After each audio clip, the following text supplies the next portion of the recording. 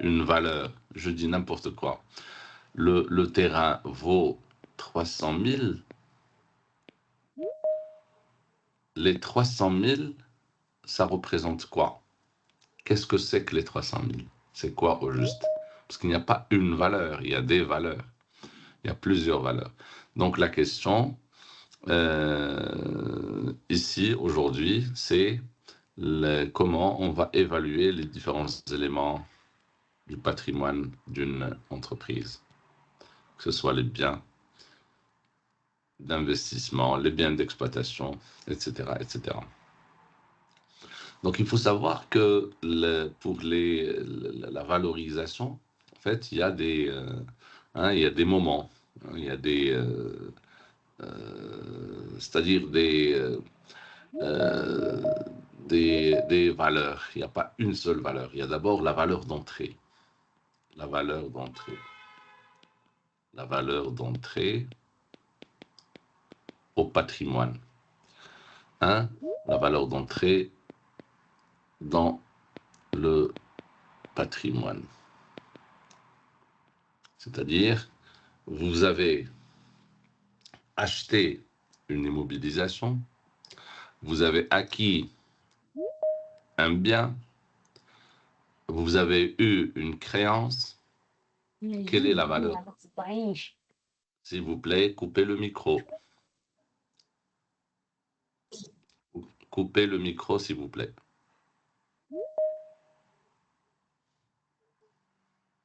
Alors, vous êtes censé être dans un endroit calme. Vous devez être devant l'écran en train d'écouter. Si ce n'est pas le cas, eh ben, voilà, vous n'êtes pas très bien. Alors, maintenant, la valeur d'entrée dans le patrimoine. Alors, la valeur d'entrée dans le patrimoine, tout dépend comment on a acquis le bien, d'accord? Ou la créance, ou la dette. Donc, c'est important de savoir quelle est la valeur d'entrée. Donc, d'abord, la VE. Alors ensuite, la valeur actuelle. D'accord? Alors, la valeur actuelle. Valeur actuelle. La valeur actuelle d'un élément du patrimoine, c'est une valeur d'estimation. D'accord?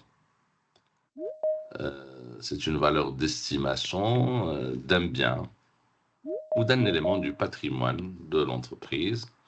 Donc, c'est une valeur d'estimation. Et le plus important, c'est que la valeur actuelle dépend d'une date donnée. D'accord? À une date bien précise. Ça veut dire que sur l'axe chronologique,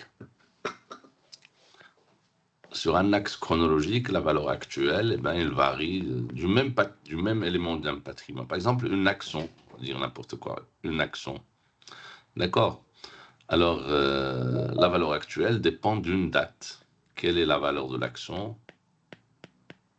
En quelle date? Donc, la valeur actuelle, c'est une valeur d'estimation, estimative, et elle fait référence forcément à une date, et elle doit normalement dépendre de deux choses, ou bien d'un marché, si le bien dispose d'un marché, ou bien de l'utilité économique.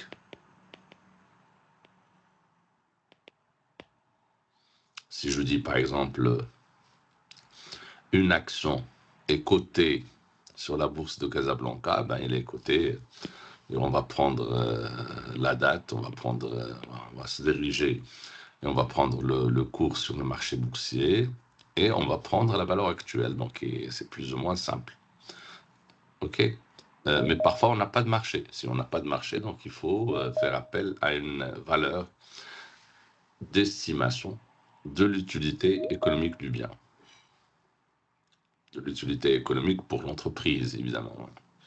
Hein, comme bien pour l'entreprise. Ce n'est pas une valeur intrinsèque, mais c'est une valeur contextuelle par rapport à l'entreprise. C'est-à-dire que, je ne sais pas, j'ai par exemple, bon, j'ai par exemple une machine, là j'ai un camion. Le camion peut avoir une valeur d'utilité économique si je l'utilise fréquemment, etc. Je peux avoir par exemple un petit camion, une camionnette que je n'utilise pas assez fréquemment. Donc le camion, sur le marché, les deux, ils peuvent avoir chacun sur le marché une valeur, mais la valeur d'utilité économique, c'est la valeur d'usage. Alors, et il y a la valeur qu'on appelle la valeur comptable nette, la VCN. D'accord? La VCN. La VCN, valeur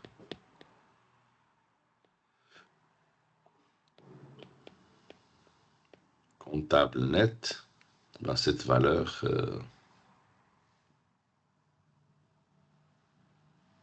c'est tout simplement la valeur corrigée. La valeur corrigée, donc c'est la valeur d'entrée moins les dépréciations.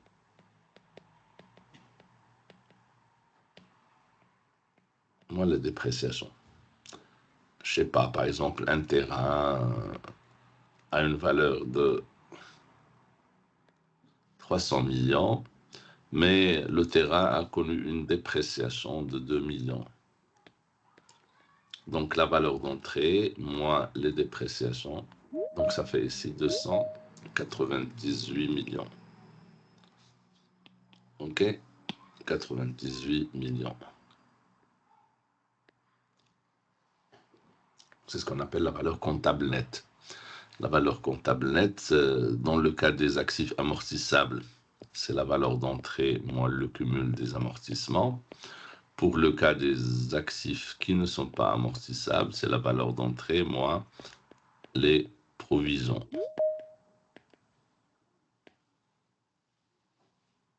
Je vais donner l'exemple d'un terrain, donc on peut prendre l'exemple d'une machine ou ce que vous voulez. D'accord? Est-ce que vous suivez? Oui, monsieur. Oui, monsieur. Très bien. Super. Donc ça, c'est ce qu'on appelle la valeur comptable nette. Alors commençons maintenant. Le chapitre sera structuré comme ça, donc autour de ces trois valeurs. Donc la valeur d'entrée. Qu'est-ce que la valeur d'entrée? Ben bon, la valeur d'entrée, tout dépend de quoi on parle. D'accord? Ça peut être ça peut être la valeur d'entrée, ça peut être la valeur nominale. Par exemple, d'une obligation. Ça peut être sa valeur de remboursement. Ça peut être, par exemple, le coût de revient. Ça peut être le coût d'achat. Ça peut être le nominal d'une dette ou d'un emprunt. D'accord? Ça peut être le prix convenu. D'accord? S'il s'agit par exemple d'une opération de contrat à terme. Voilà. Donc la valeur d'entrée dépend de la nature du bien. Alors pour les immobilisations, d'accord? Alors pour les immobilisations,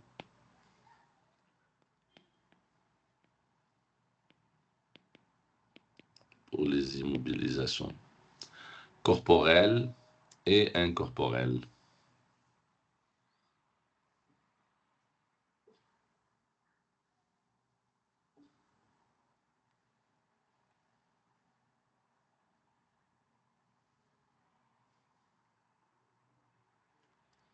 ben, la valeur d'entrée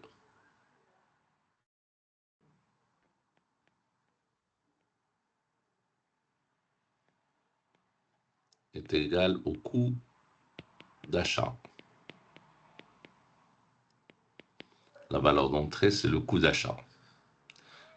le coût d'achat, c'est le prix d'achat plus les frais accessoires d'achat.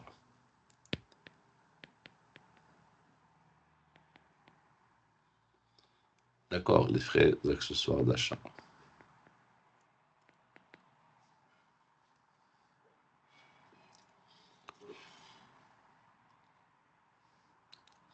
Alors, le prix d'achat, c'est quoi? Le prix d'achat, il figure sur la facture. C'est le dernier net commercial.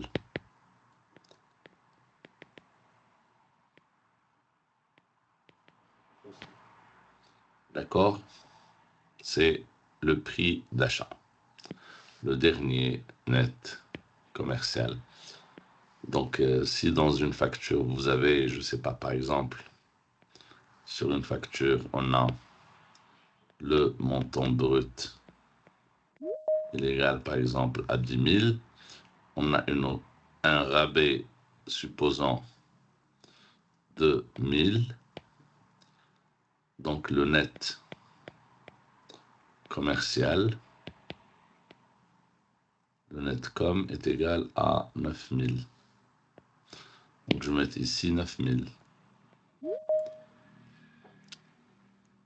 Alors, disons que ça, c'est un rabais. Alors, admettons qu'il y a une autre réduction. Une remise, par exemple, de 10%. Ça va faire 900. 9000 moins 900, ça fait 8100. Celui-là, c'est un deuxième net commercial. Un deuxième net commercial, donc il faut... après, il faut appliquer la TVA. Et après, on aura le net à payer. Net à payer. Alors, si j'applique la TVA, alors 8100, 3,2, 1620.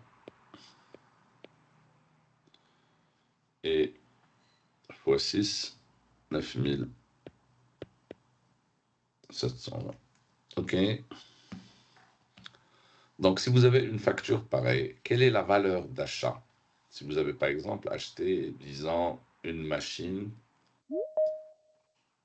dans ces conditions, quelle est la valeur d'achat? Ben, c'est le dernier net commercial. C'est le deuxième ici. D'accord? C'est 8100. C'est-à-dire, lorsque vous allez prendre le compte, lorsque vous voulez comptabiliser l'achat, alors admettons que vous l'avez acheté à crédit, ben, comment vous allez faire? Vous allez débiter machine, donc le compte machine, qui est un compte d'immobilisation de la classe 2, qui s'appelle 2332 matériel et outillage. Vous allez le débiter de combien? Vous allez le débiter de ce montant, c'est-à-dire 8100. OK? Alors la TVA, vous allez la mettre dans un compte de TVA, bien sûr, TVA récupérable. Et puis 1620. Et après, disons la banque ou le moyen de paiement. Si on a payé maintenant la banque, on va créditer la banque 9720. Donc finalement, la machine a été évaluée. Sa valeur d'entrée, hein, est égale à combien? Est égale à 8100. 8100, c'est quoi? C'est le dernier net commercial. Est-ce que cela, c'est bien clair? Oui, monsieur. Mais Oui, bien, monsieur. si vous avez des questions, vous pouvez ouvrir le micro, allumer ou activer le micro, poser la question si vous voulez. OK? Alors, premièrement, donc on est au niveau des immobilisations. Alors, premièrement, ici, ce sont les immobilisations acquises. Immobilisation acquise. achetée, acquise à titre onéreux, à titre onéreux, acquise à titre onéreux, onéreux, ça veut dire avec une contrepartie financière.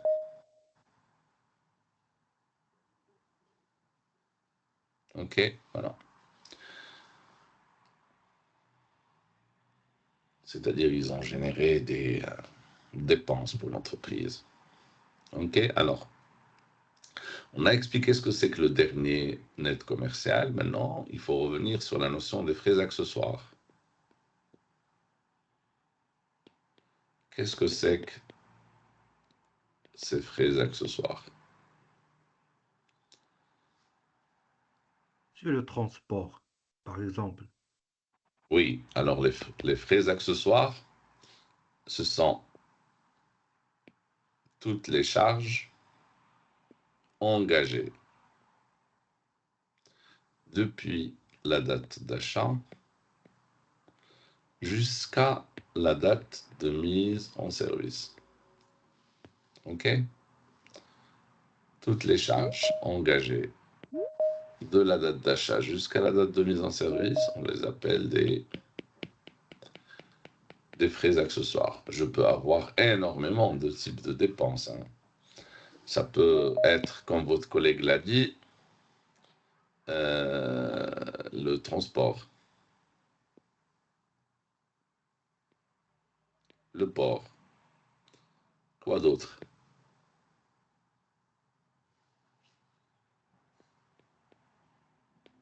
Les droits de douane. De douane. Oui, les droits de douane. Les frais de transit. Les frais d'installation. Installation, oui. Le montage.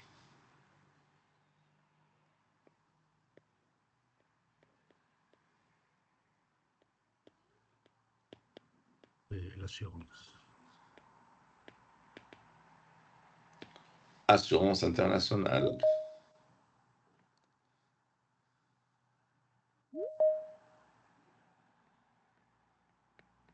Messieurs, s'il vous plaît, Monsieur, Oui. peut-être on peut dire que les frais d'essayage et de formation sont des frais d'accessoires ou pas? Non. Non. D'accord, d'accord, merci. TVA non récupérable. Je vais revenir à ce point. La TVA non Monsieur, récupérable. Alors, et toutes les taxes et impôts non récupérables.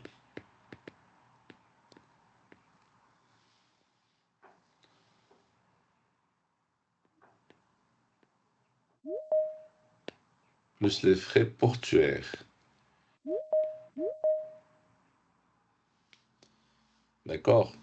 Qui sont les frais d'entreposage, d'emmagasinage, etc.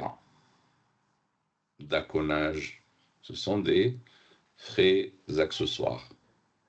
Monsieur, pardon, les frais portuaires, c'est les frais de location dans un hangar de la douane monsieur, Oui.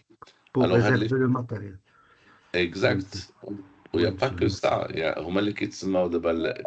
les frais d'emmagasinage. Au magasin. Emmagasinage. D'accord. Alors, les frais d'aconnage d'abord. Alors, on a les frais d'aconnage plus l'entreposage plus l'emmagasinage. On les appelle des frais portuaires. L'aconnage, c'est lorsque vous voulez passer du quai vers en fait, le bateau. Et lorsque vous voulez C'est prendre, l'embarquement, monsieur. oui, c'est le fait de prendre le conteneur et le mettre. Le quai, il y a le port sur le bateau. Le fait d'embarquer, comme vous avez dit, la marchandise, non, parce qu'il y a des greux, il y a des frais qui sont versés à l'instance de gestion du port. Alors, donc, il faut les payer, évidemment, et ça fait partie des frais accessoires. Les frais accessoires, il y a des frais qui ne font pas partie des frais accessoires. Hein. Les frais qui ne font pas partie, une catégorie qui est comptabilisée dans un compte à part. Les Romains, attendez, voilà, très bien. Alors, on a d'abord les frais comptabilisés dans le compte 21-21, parmi les actifs fictifs.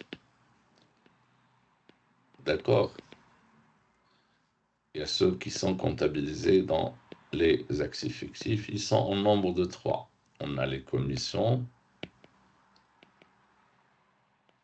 et honoraires. On a les frais d'acte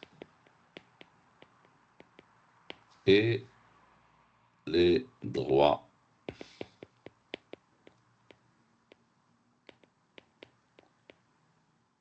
Droits d'enregistrement et de mutation. D'accord? Hado, ils sont comptabilisés dans les actifs fictifs, c'est-à-dire dans les immobilisations non valeur. Immobilisation en non valeur. Là, il faut soustraire les honoraires d'architecte. Là, il faut mettre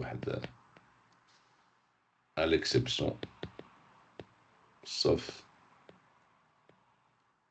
les architectes.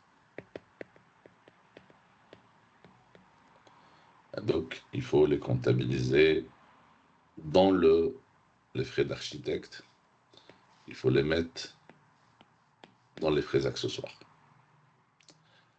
D'accord. Alors, on a des frais qui ne sont pas comptabilisés dans le premier groupe ni dans le deuxième groupe. Des frais enregistrés dans les charges.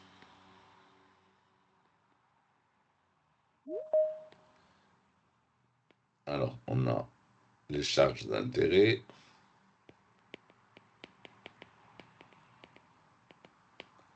les charges d'intérêt,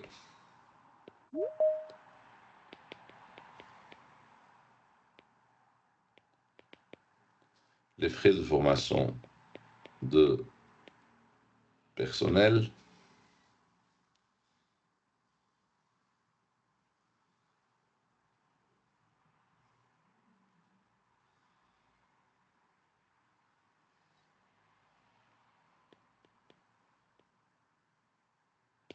frais engagés, frais engagés après l'installation.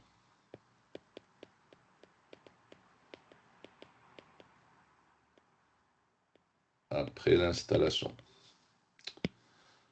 Alors, on fait ça. Frais après installation. Donc, les frais d'essai en fait partie. On a les frais d'essayage. On a les frais d'essayage. Les frais d'essayage. Les frais d'essai. À deux, il faut les comptabiliser dans le compte 21-28. Donc, à vrai dire, ils font partie aussi des actifs fictifs. Les actifs fictifs, c'est la rubrique 21. Actifs fictifs, c'est 21, la rubrique 21. Les questions immobilisation en non-valeur. D'accord? immobilisation. On va le voir l'immobilisation en valeur, c'est un S. Alors, immobilisation. C'est au singulier. Immobilisation en non-valeur. Il explique immobilisation en non-valeur avec S. On ne va pas vous prendre au sérieux. Vous avez compris?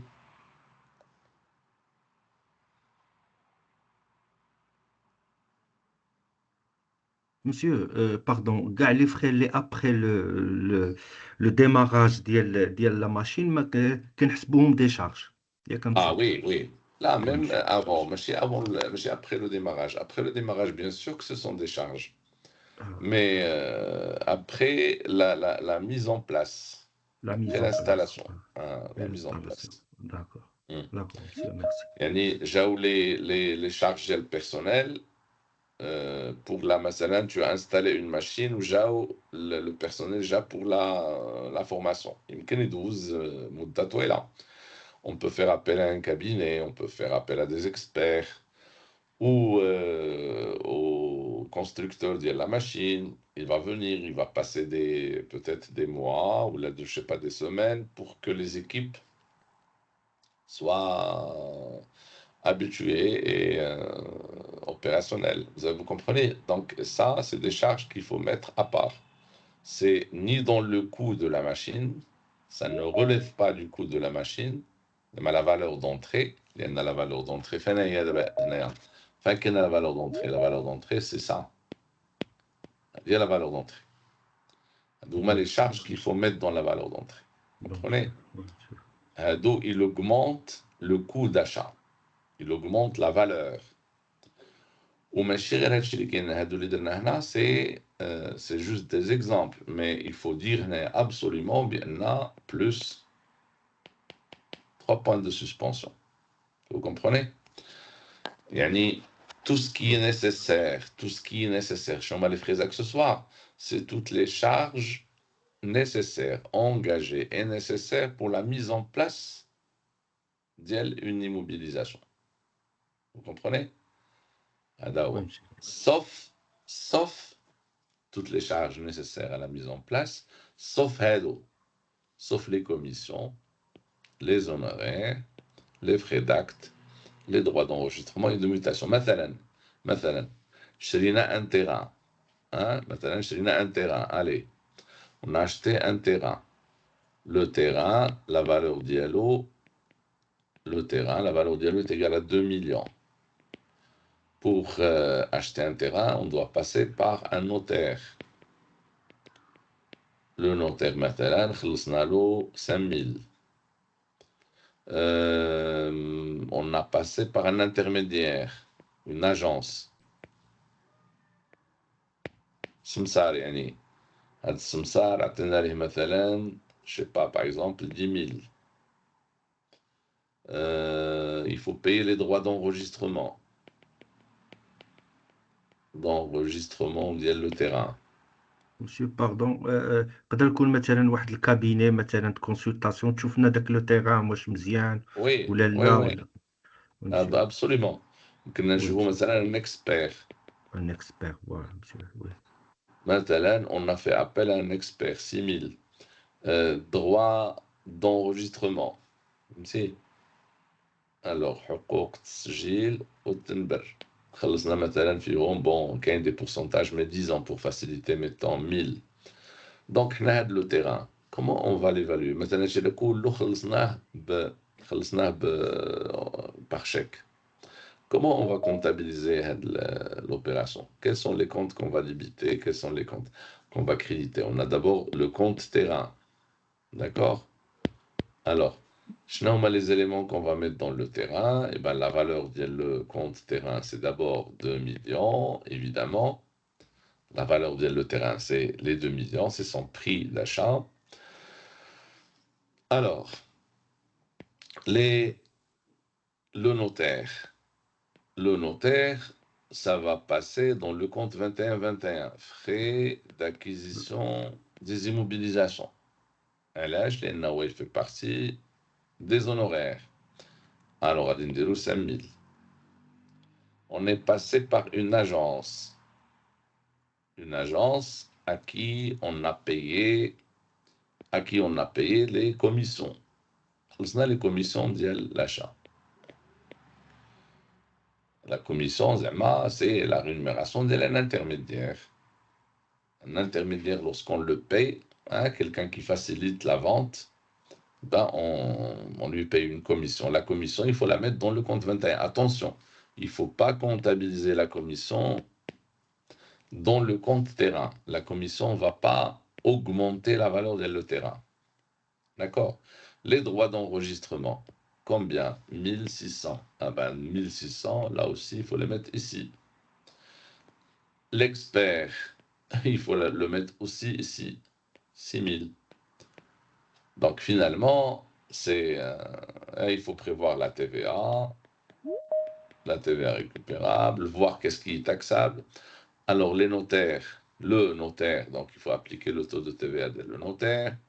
L'agence, l'intermédiaire, 20%. Les droits d'enregistrement ne sont pas taxables. L'expert est taxé à 20%. Donc vous allez mettre la TVA ici et vous allez créditer finalement la banque. À la banque, vous allez payer les 2 millions, vous allez payer l'ensemble des charges, il faut les mettre ici, la somme, et il faut mettre la TVA. Vous avez compris? Est-ce que c'est clair? Monsieur. Oui, je vous écoute. Je vous écoute. Vous avez une question?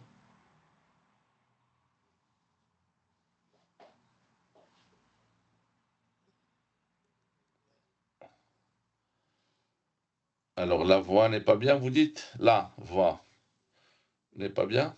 Non? Comme je dis, même bien, j'espère. Oui, monsieur. Très bien. Oui, je me souviens. Oui, monsieur, oui. Super. Monsieur, Alors, d'abord, monsieur, s'il vous plaît. Oui, Monsieur, s'il vous vas-y, plaît. دابا بالنسبه لهذا لو كا ديال لاكيزيسيون دو تيران يعني لي فخي اولا تنقولوا الفالور دونطري غتكون غير لو مونطون ديال لو تيران Exact.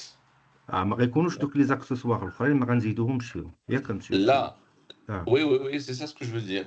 ولكن أنا هاد les accessoires, tous les accessoires اللي درنا هنا, c'est Oui, des monsieur. accessoires c'est des accessoires qui font partie de la deuxième liste. لأن دابا هما هادشي اللي بغيت نفسر لك أنا دابا كاين Oui, la liste, كاين la liste 1, oui. كاين la liste 2 وكاين la liste 3. 3. كاين دي هادو كلهم ce sont des charges. كلهم ce sont des charges. Des charges liées à l'immobilisation. Des charges liées à l'achat de l'immobilisation. Oui, monsieur. Voilà. هما اللي تيدخلوا مسيو وي هما اللي كيأوغمونطيو لو مونطون داشا. Exactement. C'est ça, c'est exactement ça ce que je veux dire.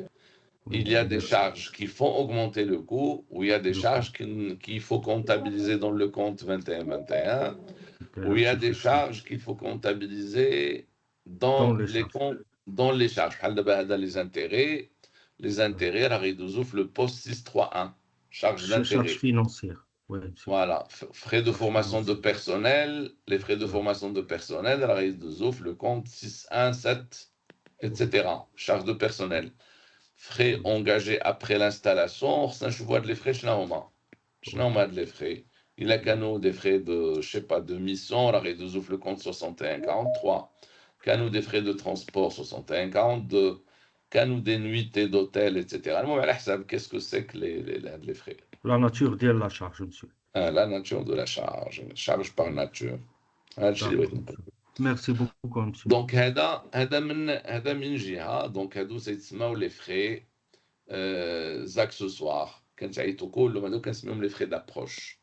كلهم ce sont des frais d'approche.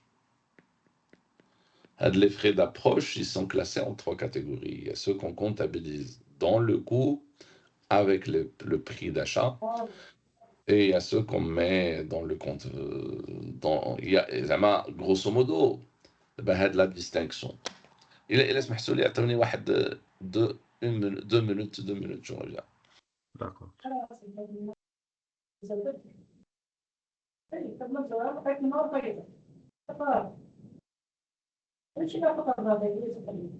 Le micro avec. Le micro, le micro, le micro.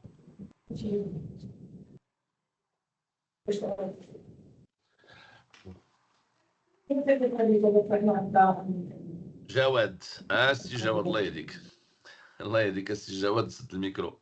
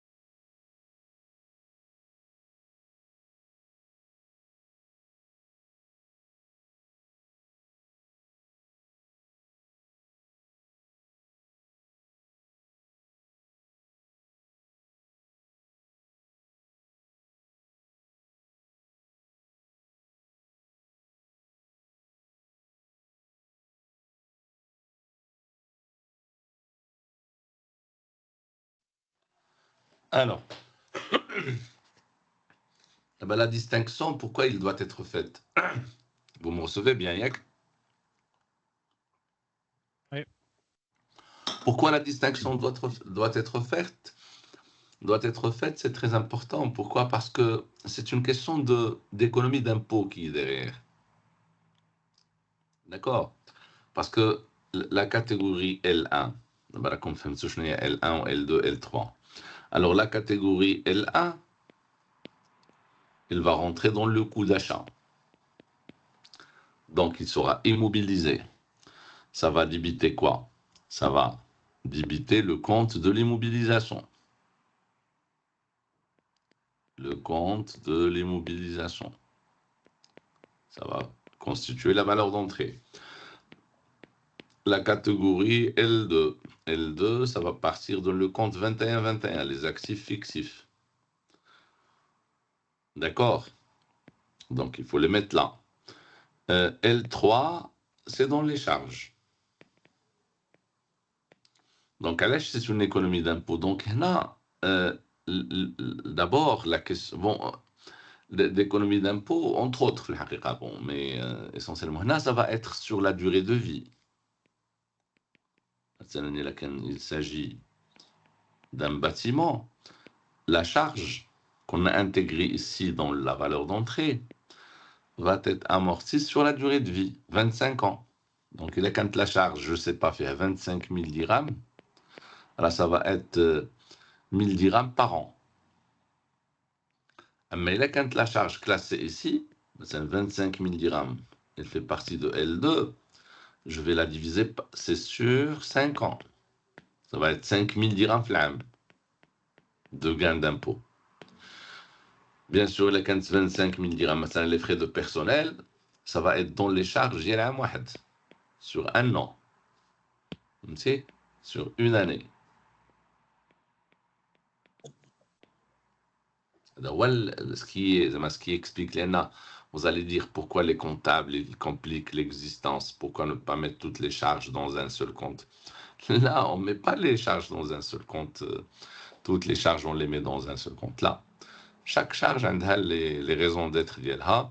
Et chaque frais, il faut le mettre le compte qu'il faut selon la norme comptable.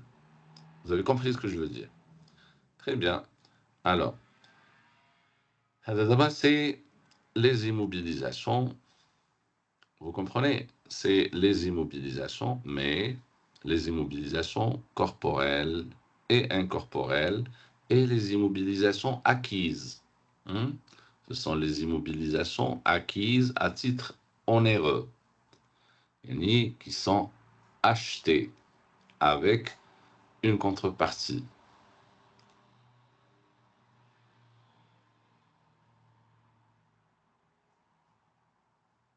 Bien. Alors, deuxièmement, il y a des immobilisations qui ne sont pas achetées. Il y a des immobilisations qui sont produites. Immobilisation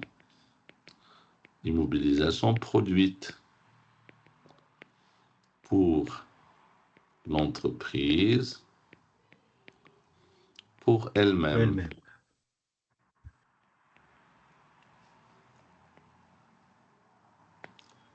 Elle-même. Immobilisation produite par l'entreprise pour l'entreprise, hein, par l'entreprise pour elle-même. Toute la différence est là, c'est-à-dire les produites. C'est une immobilisation faite. Maintenant, moi, je suis une société qui fabrique des bureaux. Je suis une société qui fabrique des meubles, des bureaux, maintenant, et des autres choses. Donc, pour mon entreprise,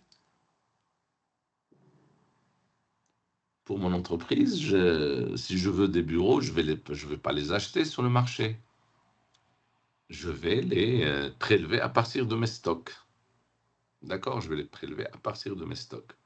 Donc, je vais immobiliser une partie de la production. C'est ce qu'on appelle d'ailleurs la production immobilisée. Alors, de la production immobilisée, la question est, quelle est la valeur d'entrée? Qu'est-ce que je vais prendre comme valeur? Normalement, si j'achète, je vais prendre le prix de marché, le dernier net commercial, et je vais ajouter les frais, et ainsi de suite. Voilà qu'il y a de l'immobilisation, moi je l'ai fabriqué moi-même. Donc, est-ce que je vais prendre le prix de vente? Est-ce que je vais prendre le prix de vente moins les marges? Est-ce le coût de revient? Hein? Est-ce que je vais prendre le prix de vente? Est-ce que je vais prendre le prix de vente moins les marges? Est-ce que je vais prendre le coût de revient? Est-ce que je vais prendre, etc. Vous comprenez? Donc, la valeur qu'il faut prendre, c'est le coût de production. Il faut prendre le coût de production. Le coût de production représente la valeur d'entrée pour une immobilisation produite par l'entreprise pour elle-même. La valeur actuelle, monsieur, du marché, de l'immobilisation. Là, j'ai dit le coût de production. Oui. Le coût de production. Ah, le coût de production, monsieur. Ah, c'est le coût de production. Donc, le coût de production, alors le coût de production, qu'est-ce que c'est que le coût de production? C'est le coût d'achat est égal au coût d'achat.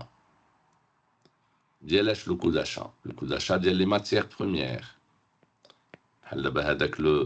La table, le bureau, je l'ai acheté, j'ai acheté le bois. D'accord, j'ai acheté des matières consommables. Tout ça, je vais les prendre, c'est le coût d'achat.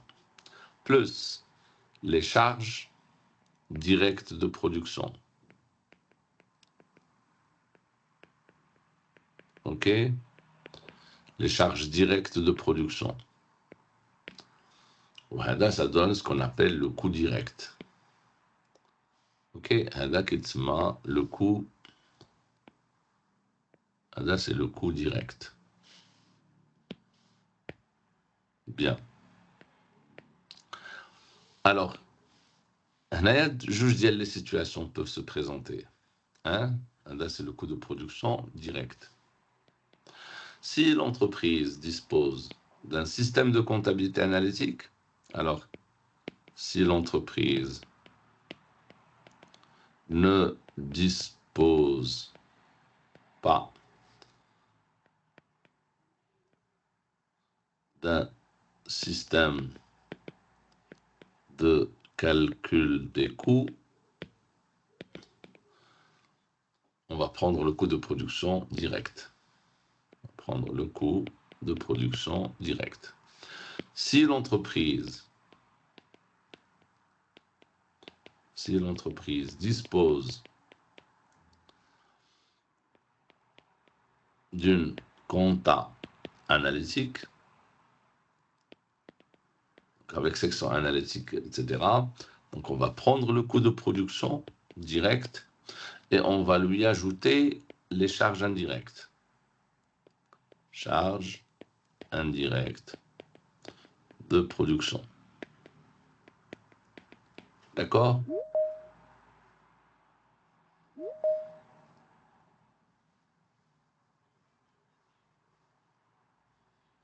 Voilà.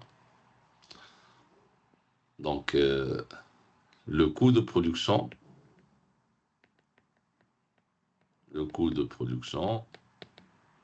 ne comporte pas les éléments suivants. Les charges financières,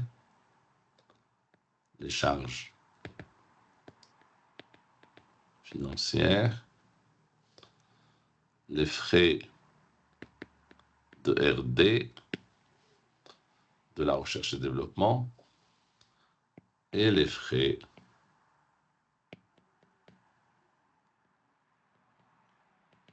d'administration générale, ce qu'on appelle les frais généraux. Tous les frais administratifs, il ne faut pas les prendre en compte.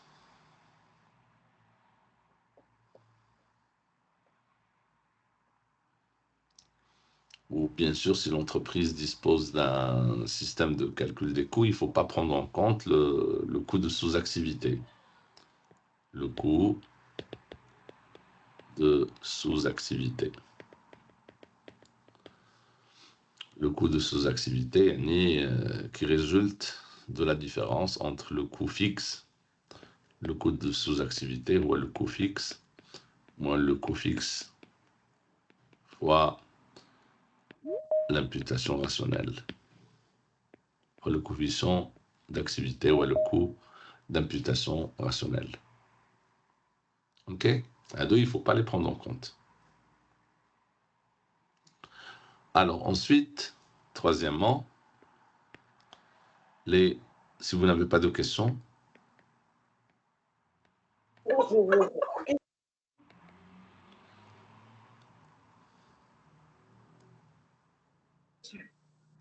oui. Sur les frais d'administration générale, on va faire une répartition. Je vous entends mal. Je vous entends mal.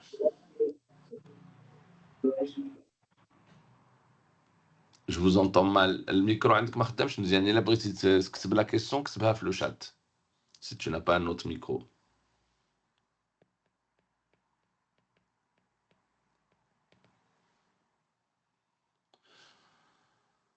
Bien, là, vous le dites à quelqu'un qui est dans votre groupe, s'il a un bon micro, il me le dit. Vous allez me trouver une solution pour poser votre question, de façon à ce qu'elle soit claire. Les immobilisations reçues à titre d'apport. Alors, si par exemple, une entreprise, je ne sais pas, fait une augmentation de capital ou la constitution, et puis il reçoit, maintenant, il reçoit un terrain, ou là, il reçoit une machine, ou là, un bâtiment, à titre d'apport en capital. Ou là, une subvention. Là, d'abord, il n'arrive l'apport, même la subvention.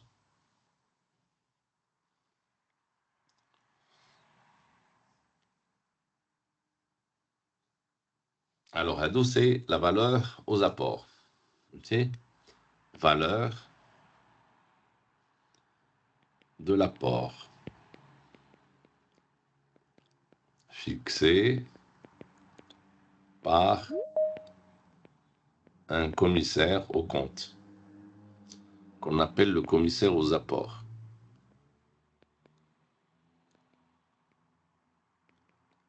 Commissaire aux apports.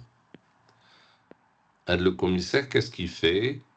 Ben, il détermine. Parce que lorsque vous avez un apport en nature, un apport en nature, vous avez deux parties. Vous avez celui qui a apporté, l'associé, lui, il a intérêt à gonfler la valeur du bien. Et vous avez de l'autre côté l'entreprise qui reçoit, ben, le gestionnaire aura intérêt, et même aussi les autres actionnaires, il aura intérêt à réduire la valeur du bien.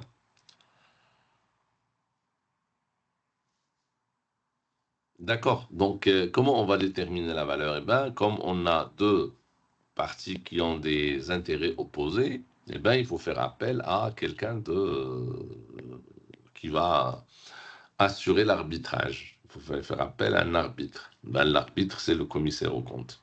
C'est le commissaire aux comptes qui va indiquer quelle est la valeur d'entrée du bien. En fonction de son expertise, il peut lui-même faire appel à des experts pour indiquer, par exemple, que tel bâtiment, tel terrain, telle machine, tel bien, d'accord, a telle valeur.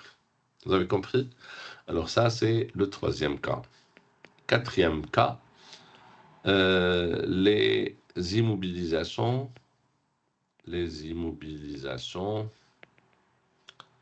acquises. Alors, acquises, qu'est-ce que c'est que cette histoire? Alors, les immobilisations acquises par échange, par voie d'échange.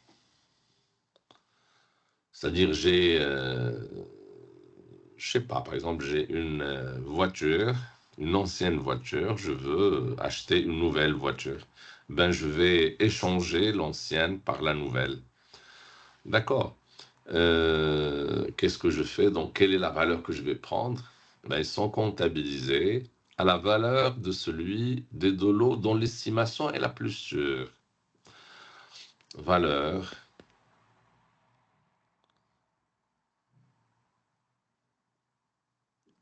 d'accord, la valeur du bien dans l'estimation est la plus sûre. Par exemple, dans le cas que j'ai donné, on a l'un des deux biens dont la valeur est sûre. Il n'y a que la nouvelle voiture, la voiture là, qui a le prix le plus,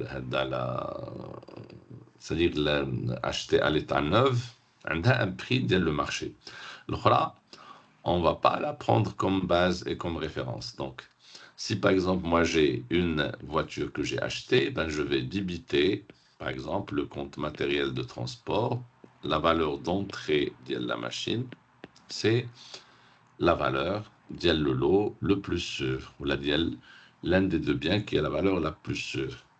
Alors, je vais comptabiliser bien sûr la valeur d'entrée ici, et de l'autre côté, je vais comptabiliser une cession d'immobilisation. D'accord? Donc, vous aurez la valeur d'entrée avec le compte prix de cession, le produit de cession des immobilisations, qui est un compte de la classe 7.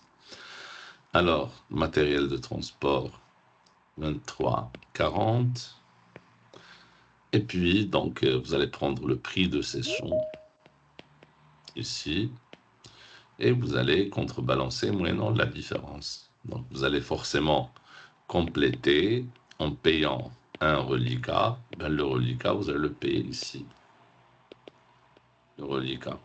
Bien sûr que le montant doit prendre en compte la TVA. Si on achète une voiture, bon, si c'est une voiture de tourisme, la TVA n'est pas récupérable et la TVA doit intégrer mais si la TVA est récupérable, admettons que c'est un camion par exemple, ben, il faut mettre 3, 4, 5, 5 et mettre ici la TVA.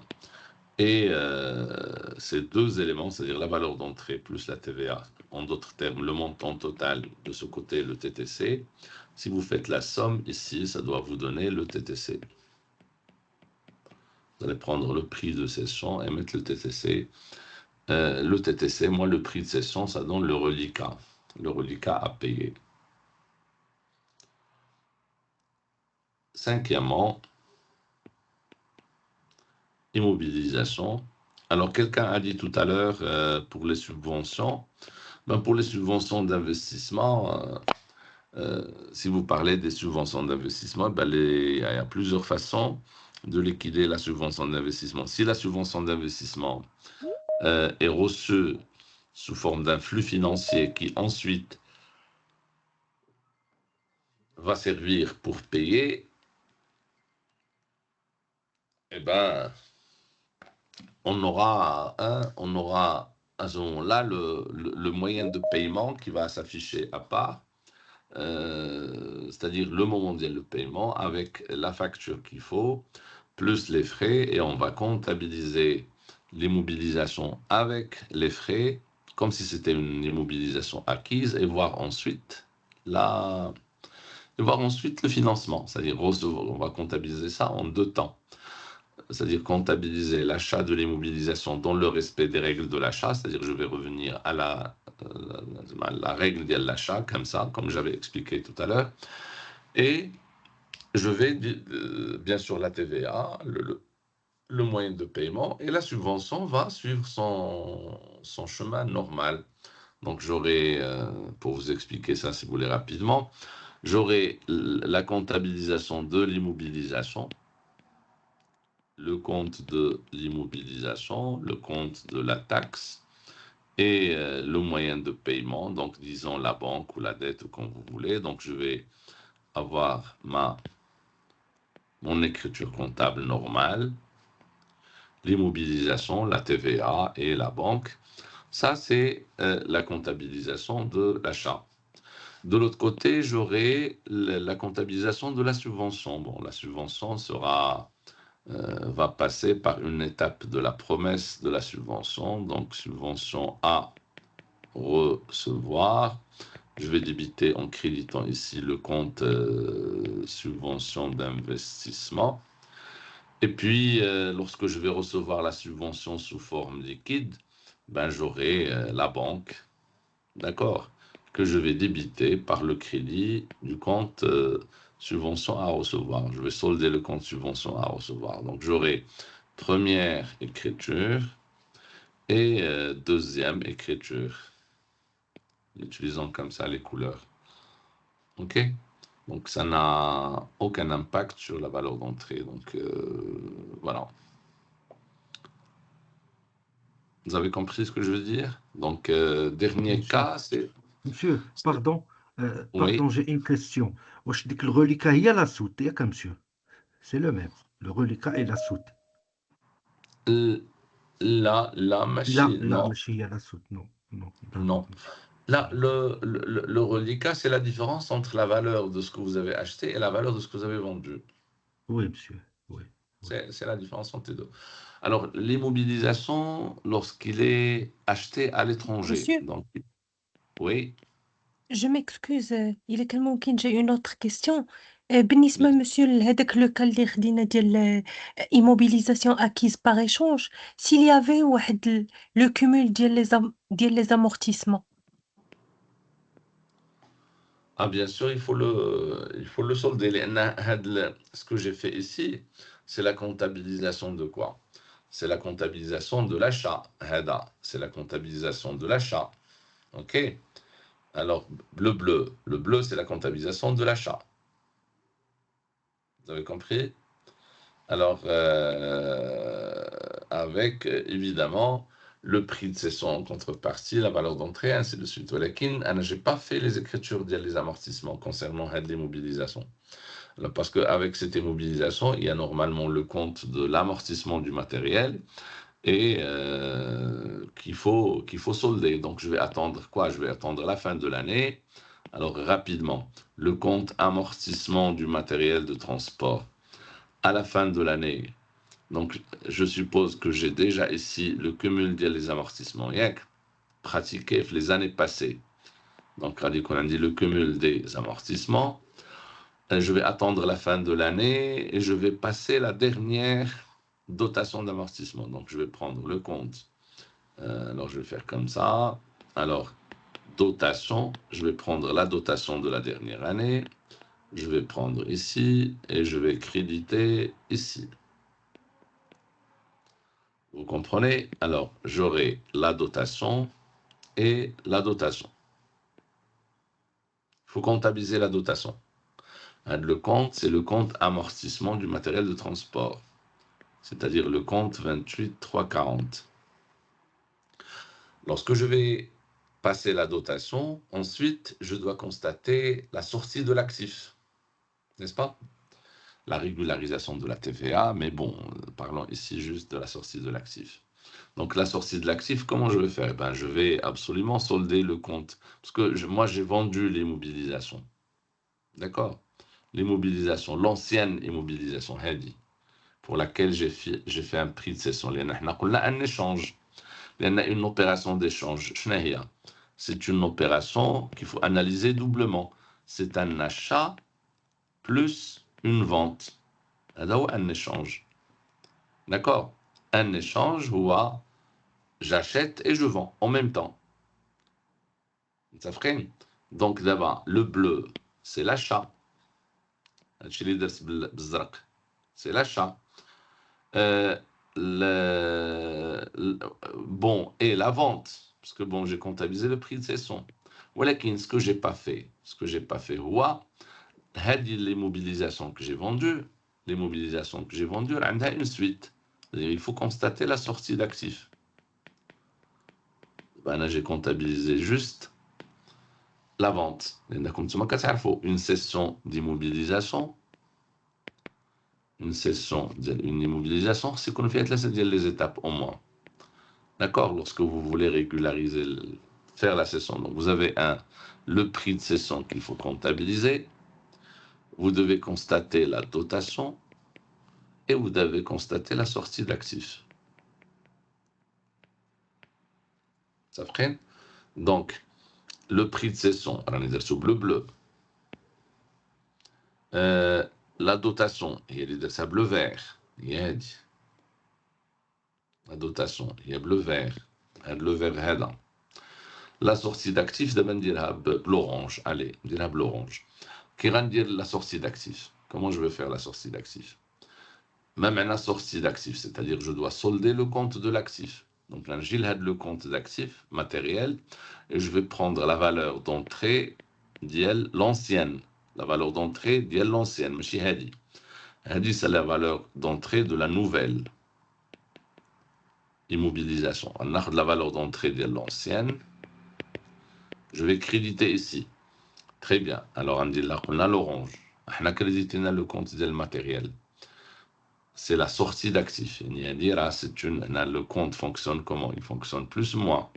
Donc, je suis en train de faire quoi? Je constate la sortie de l'actif. L'entrée, justement, valeur d'entrée, je fais rentrer l'immobilisation dans l'actif. Je fais sortir l'immobilisation de l'actif. Vous avez compris? Très bien. Alors, l'orange. On a donné la sortie de l'ancienne. Qu'est-ce qu'il faut faire ensuite? Il faut faire le cumul. Le cumul d'amortissement.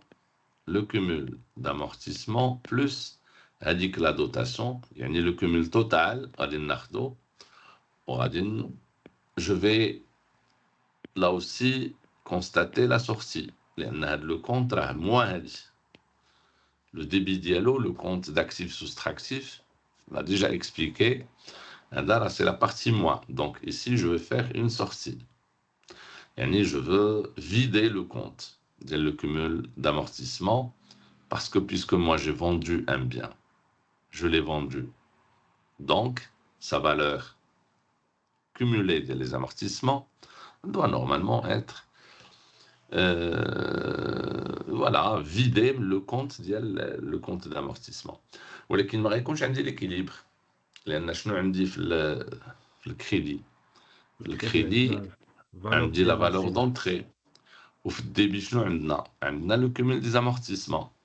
Donc انا pour équilibrer اش خصني ندير؟ خصني équilibrer بواحد le compte produit de cession des immobilisations. لا le produit de cession راه حنا درناه هو هذا produit de cession. غادي خصني équilibrer un compte اللي هو ce n'est rien d'autre que la VNA. valeur nette d'amortissement. 6513. غادي نجي ندير هنا la VNA. ندير هنا la VNA وندير لها l'orange.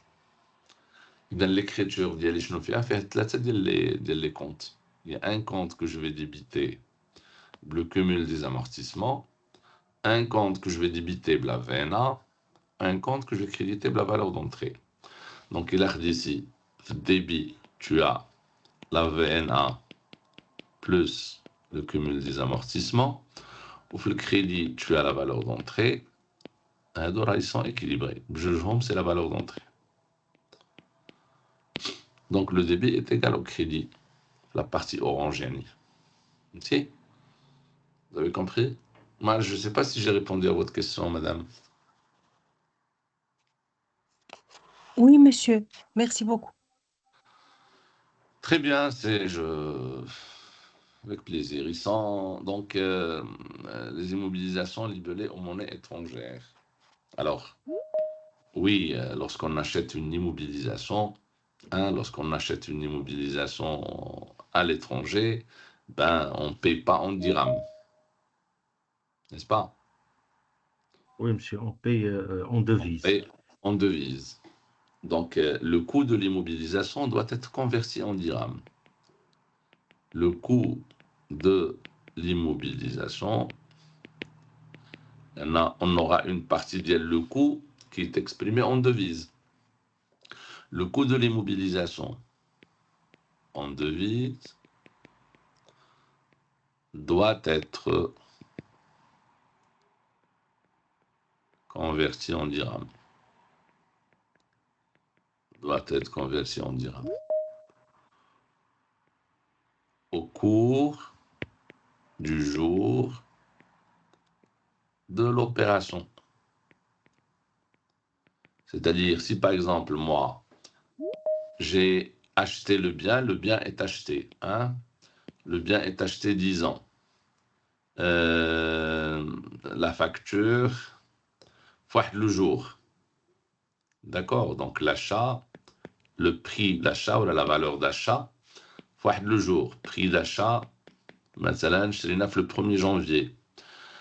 Alors, le prix d'achat, il est en devise. Donc, je vais prendre le cours d'IEL, le dirham. Maintenant, en euros, si c'est l'euro, l'euro dirham, quel est le cours de change, ou là, le taux de change pour le premier, à la date d'opération. Maintenant, les frais de transport, maintenant, sur le marché international, a été fait une durée. La facture jette celle le 5 janvier. Adjani, le port. Les frais de transport. Donc, je vais prendre le transport et je vais appliquer la date de l'opération. Vous comprenez ce que je veux dire? Donc, pour chaque dépense, je vais prendre le jour de l'opération et prendre le taux de change et la date d'opération. OK?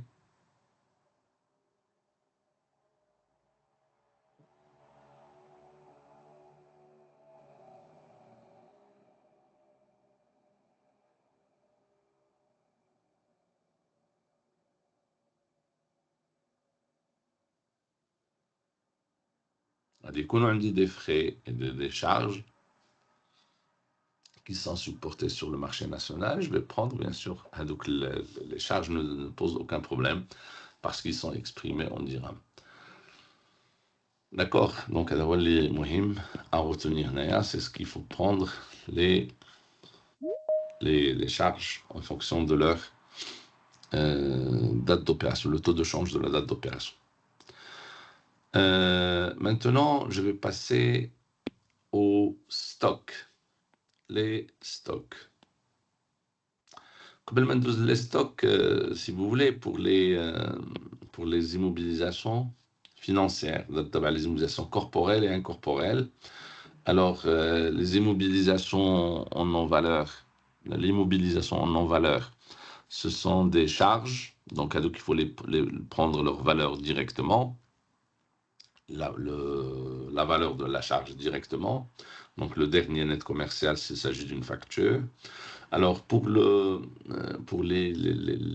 immobilisations financières, les immobilisations financières, là, ils sont concernés par la règle de le nominal. C'est-à-dire, si vous avez une immobilisation financière,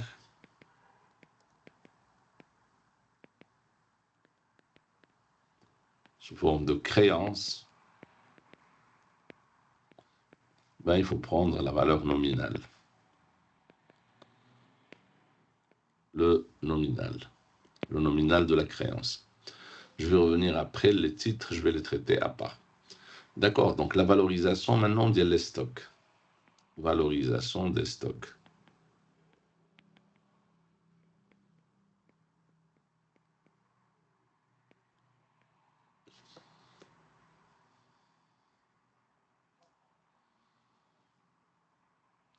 Alors, les stocks, on a le stock des inputs.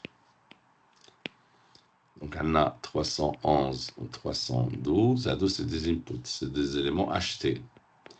Le 313, 314 et 315, ce sont inputs. À deux, des outputs. Alors, à deux, leur valeur d'entrée est égale au coût d'achat.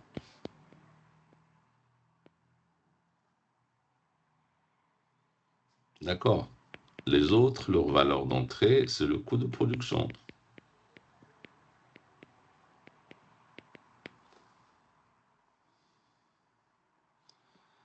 Alors, ne font pas partie des frais d'achat. Non. Alors, qu'est-ce qui fait partie du coût d'achat?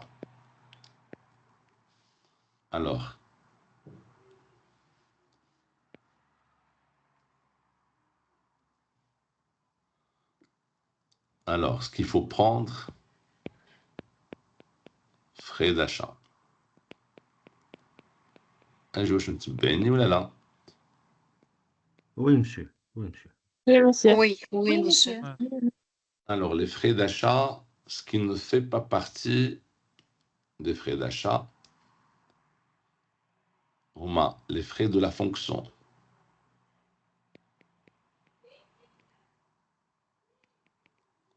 De la fonction approvisionnement.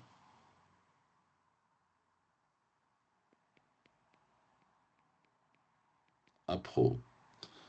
Il faut ajouter à cela les frais financiers.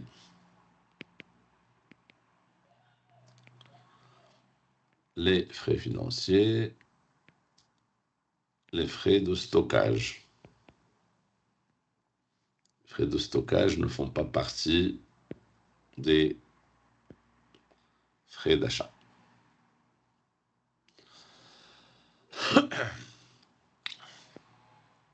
Je sais pas, maintenant je suis de la marchandise, ou là je suis de la matière première, le magasin de stockage un certain temps, il y a eu des frais de le stockage. Après, le coût d'achat, tu ne vas pas prendre le prix d'achat plus les frais de stockage aussi. Les frais de stockage, c'est des frais de gestion qui n'ont rien à voir avec le coût d'achat. Alors, par contre, qu'est-ce qui fait partie du coût d'achat? Ce sont les frais de transit et les commissions pour le transitaire, le transport, taxes non déductibles, les taxes. L'installation, monsieur. Là, mais il n'y a pas d'installation. Ça, Il n'y a pas d'installation. Là, c'est des marchandises, donc on ne va pas les installer. Hein. oui, Les monsieur. taxes non déductibles. D'où les frais de réception. Les frais de réception. Déchargement, chargement, etc.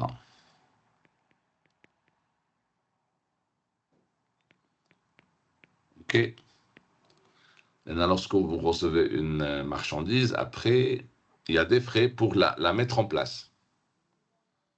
La mettre en place, les magasins Diabla, etc. Il y a des charges supportées. Donc, les charges, ils doivent faire partie du coût d'achat. Les frais de réception. Vous avez compris? Donc, ils sont dans le coût d'achat. Ils ne sont pas dans le coût d'achat. OK?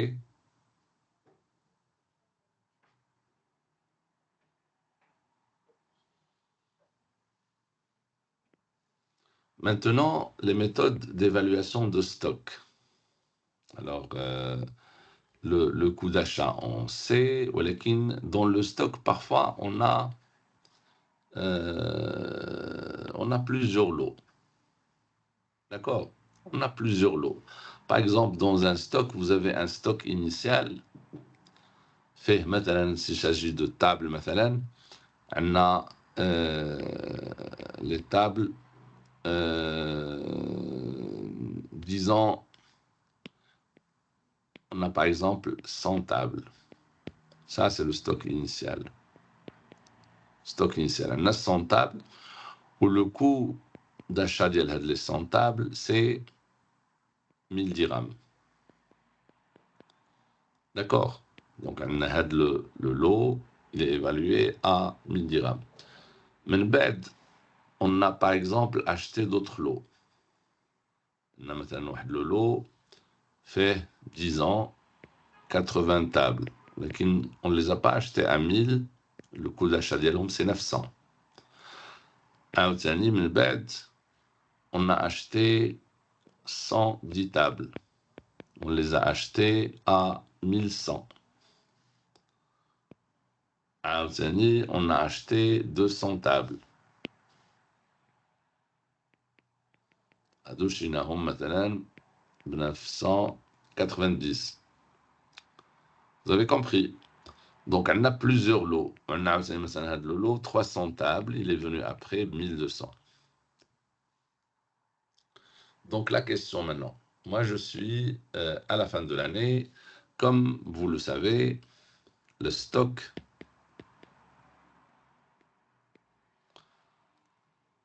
il suit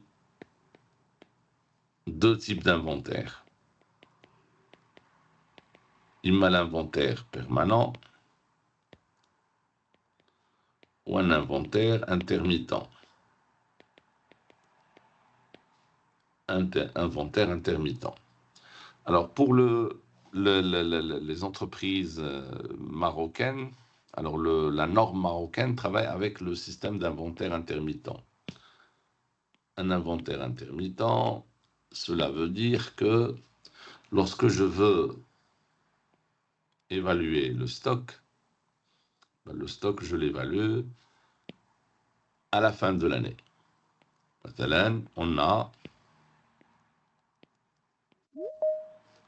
à la fin de l'année, ok, l'année 2021, 2022, 2023, etc. Donc, un inventaire intermittent, ça veut dire que je viens à la fin de l'année, à la fin de chaque année, et je fais un inventaire extra-comptable. Un inventaire physique. Un inventaire physique. Alors, à de l'inventaire physique, je vais déterminer la quantité. Quelle est la quantité? Alors, on a maintenant le magasin et je vais sonder, je vais compter, faire le comptage, combien j'ai à la fin de l'année. Alors, si moi j'ai démarré, et lequel le stock initial fait 100 tables, j'ai acheté 110 et encore, j'ai acheté 80, ensuite 200, ensuite 300. Alors, dites-moi, quel est le stock final que je dois trouver?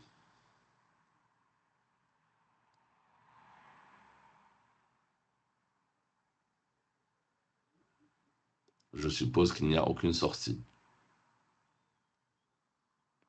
500, 600, 90, 790. Je dois normalement trouver 790 tables. À 790 tables.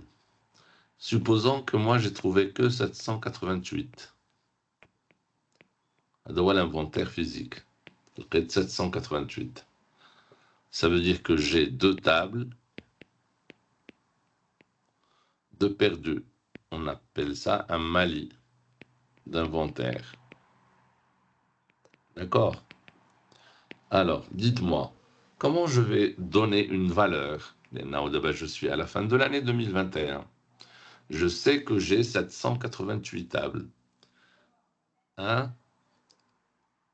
quelle est la valeur que je vais donner à ces tables? La valeur unitaire. Ben, la valeur unitaire dépend de la méthode d'évaluation de stock que je vais utiliser. Alors, les méthodes d'évaluation de stock sont en nombre de 3. Donc, il y a la méthode FIFO, il y a la méthode du coût moyen pondéré. Alors, coût moyen unitaire pondéré par période, coût moyen unitaire pondéré En fin de période. à la fin de la période.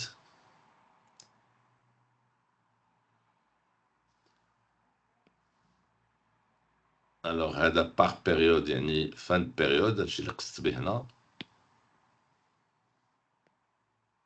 Alors, هذا c'est fin période. Celui-là, c'est après chaque entrée. Après chaque entrée. Et puis la méthode FIFO. Donc, les 3 méthodes retenues par le plan comptable national. C'est-à-dire la méthode LIFO, la méthode Next In, First Out, la méthode du lot le plus cher, la méthode du lot le moins cher, et les autres ne sont pas retenues. Juste 3 méthodes. Le coût moyen pondéré par période, ou en fin de période, le coût moyen unitaire pondéré après chaque entrée, et la méthode FIFO. D'accord? Donc, si par exemple l'entreprise ici, elle a fait une sortie, maintenant l'entreprise a fait une sortie pendant la période, je ne sais pas, par exemple 300 tables qui constituent la sortie, alors il faut voir à quelle valeur on va l'évaluer selon la méthode utilisée et déterminer le stock final en fonction de la valeur utilisée. Vous avez compris? Est-ce que vous avez compris? Est-ce que vous suivez bien? Oui. Oui, monsieur. Monsieur. Très bien. Donc, et de cette façon, on vient à la fin de l'année, et qu'est-ce qu'on fait? On fait comme ça. À la fin de l'année, on va prendre le tableau d'évaluation du calcul, le stock final. Alors, et on va faire la constatation du stock et l'annulation de l'ancien stock. Donc, on va faire si vous voulez, 2 étapes. OK? Alors, l'étape numéro 1 et l'étape numéro 2. L'étape numéro 1, on va prendre le compte stock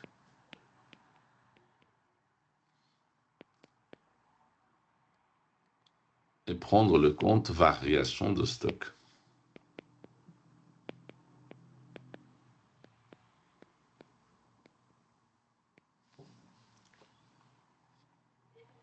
D'accord? Alors, stock et variation stock.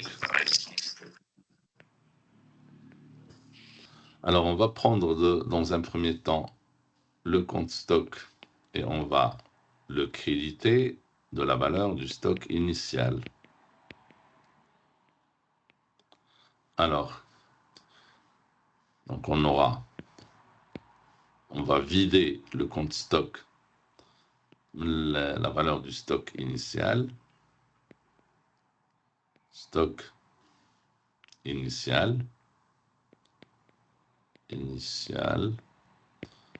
Alors, c'est ça ce qu'il faut faire. Donc, je vais débiter le compte variation et créditer le compte stock. Et dans un deuxième temps, je vais prendre le compte stock, le débiter et créditer le compte variation, mais en prenant la valeur du stock final. Prendre le stock final. Donc, le stock final. Donc, on va augmenter la valeur de stock, c'est-à-dire on va rentrer. Donc, c'est une valeur d'entrée. Je n'ai pas de la valeur d'entrée. C'est la quantité, elle est déterminée par l'inventaire physique. D'accord? La quantité est déterminée par l'inventaire physique et la valeur, le stock final, est déterminé par l'une des trois méthodes.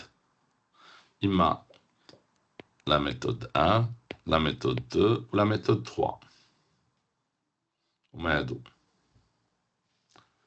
D'accord? 1, 2 ou 3. IMA FIFO, comme moyen pondéré, etc., etc. Vous avez compris?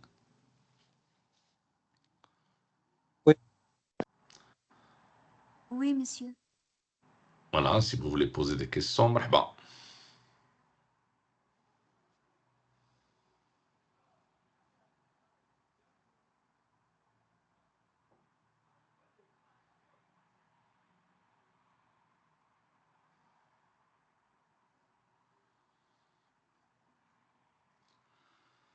Bien, je pense que ça sera tout pour la séance d'aujourd'hui. Donc, on se donnera rendez-vous, Inch'Allah, la prochaine fois pour une prochaine séance, Inch'Allah. OK? Monsieur, s'il vous plaît, Oui, واش يمكن لك تصيفط لنا هاد لا سيونس monsieur enregistrée نعاودوها نشوفوها monsieur si c'est possible bien sûr. avec plaisir. أنا غير واش تدوي على لو تكست ولا la vidéo? La vidéo. لا monsieur على فيديو لا سيونس كامله لا فيديو monsieur. Oui, je vais essayer techniquement comment je vais faire. Je vais voir comment je peux vous envoyer ça, partager ça avec vous et je vais le faire, bien sûr. Moi, je le ferai Merci avec beaucoup. plaisir si c'est possible. نعرف كيفاش ندير واش غنخرجها من عين etc. Voilà. إذا كان شي حد عنده لا ميثود يقولها لي. إذا كان شي حد عنده لا ميثود يقول لي كيفاش. Je pensais déjà l'enregistrement est fait. Je sais déjà, une personne a démarré l'enregistrement. Oui, monsieur. Oui, Sheima. Sheima a démarré, je crois.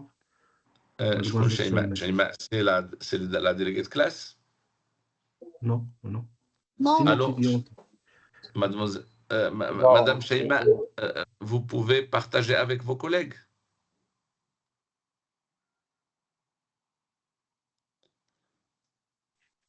Monsieur, j'ai déjà enregistré la séance. Comment? J'ai déjà enregistré la séance, monsieur. Là, elle a le partage, pas. Ça ne veut dire le partage. Comment partager avec les collègues? C'est ça la question. On a un groupe Monsieur, Telegram. groupe Telegram كان صيفطوا فيه. Ça veut dire si vous pouvez partager avec moi aussi, parce que moi je ne sais pas comment faire le partage, vous pouvez me dire si quelqu'un peut m'envoyer l'audio pour me dire comment je fais, comme ça je vais partager avec tout le monde. Merci beaucoup. Merci à vous, monsieur. Merci, monsieur. Merci. Merci à vous, Bon monsieur. week-end. Merci, monsieur. À vous aussi, Bislama et la Saïda. Merci beaucoup et bon week-end, monsieur.